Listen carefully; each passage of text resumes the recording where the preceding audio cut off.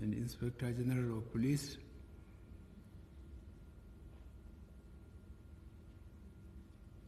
distinguished invited guests, ladies and gentlemen, my dear countrymen and women, I welcome you to State House at this time when we are all enduring a period of difficulty and emotional pains as a result of loss of our citizens and loved ones and those still in captivity. Today marks 136 days since the terrible and cowardly attack was carried out on fellow citizens who are going about their normal lives by some criminal elements in our society, leading to the loss of lives of both train crew members and passengers. I express my deepest and most heartfelt condolences for this loss to you and your families, and we join you as a nation in your plight. It remains our solemn commitment, as demonstrated publicly and behind the scenes, that we will ensure each person currently being held captive is safely returned home to their families.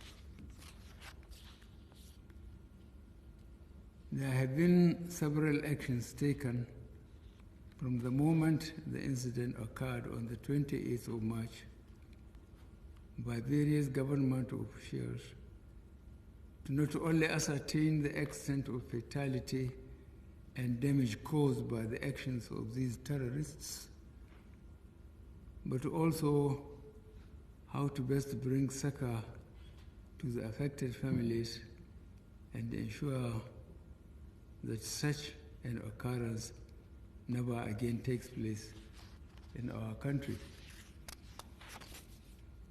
I have been informed that at last count, there remain about 31 people in the hands of the kidnappers, and our determination is to work towards returning these 31 people to their families. It is understandable that emotions typically run high. We have received several suggestions about the employment of lethal military force in extracting those still being held in captivity. This option has indeed been considered and evaluated. However, the condition to guarantee a successful outcome and minimize potential collateral damage could not be assured, and therefore that course of action had to be reluctantly discarded. My primary concern is to get everyone released safe and unhurt. Notwithstanding, I have since directed the service chiefs and their colleagues in the intelligence arms of our law enforcement agencies that seeing an end to this inhumane action is their topmost priority. And judging by the available reports to me and news that have begun emerging in the last few days, I will say they have heard this instruction and are responding appropriately.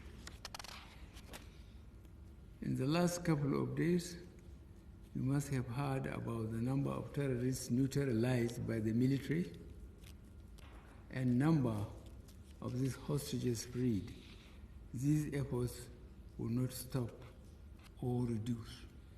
We must take the fight to the terrorists and demonstrate there is no hiding place for them within the borders of our country. Each one of them will be hunted and pursued and spoken to in the language that they understand. I would like to use this opportunity to commend the bravery and gallant action taken by members of the police force who were on board the train on that fateful day. It is clear that their actions saved many lives, and by making the ultimate sacrifice, they must be recognized for their bravery. I have never doubted the ability or confidence of those who have presented themselves to defend our country, and this incident once again reinforces the belief and faith that we have in this special group of Nigerians. I also would like to use this opportunity to say that we are cognizant of events that have unsettled our citizens in various parts of the nation and in the capital. I would like to comfort those who are traumatized by these tragic events and pledge that our response is to protect all Nigerians wherever they are. My dear countrymen and women, we thank God that none of the released prisoners died due to the severe trauma they passed through in the hands of the terrorists, showing that the efforts of securing their release were not in vain, as government continues to do its best to secure the release of the remaining abductees and ensure the overall security of all citizens in the country. Once again, I am pleased to receive you this afternoon in spite of the sad circumstances, and may the Almighty guide you safely as you return home. Thank you, and God bless the Federal Republic of Nigeria.